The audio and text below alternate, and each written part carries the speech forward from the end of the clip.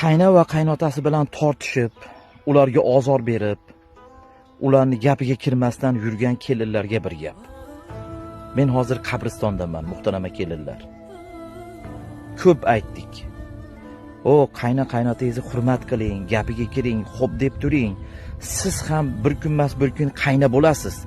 Siz ham kelin olasiz, kelinlaringizdan ko'rasiz dedik. Xo'p, mayli. Kelin olishni ham, qayna bo'lishni ham qo'ying. Hech bo'lmaganda siz ham bir kun shu yerga kelib yotasiz-ku.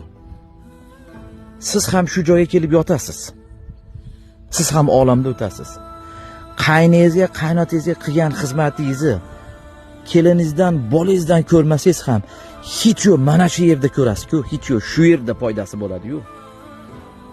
Hech yo'q shu qabringizda asqatishligi uchun, shu yerda maza qilib yotishlik uchun shu Xudo uchun qaynotangizga qarab qo'yavering.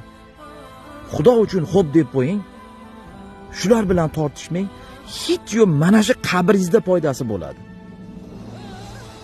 Mayli, keliningizdan, bola chaqangizdan qaytmasa ham hech yo'q mana shu joyga kelishingiz uchun, mana shu joyga kelishingiz uchun qaynotangizga xo'p deng.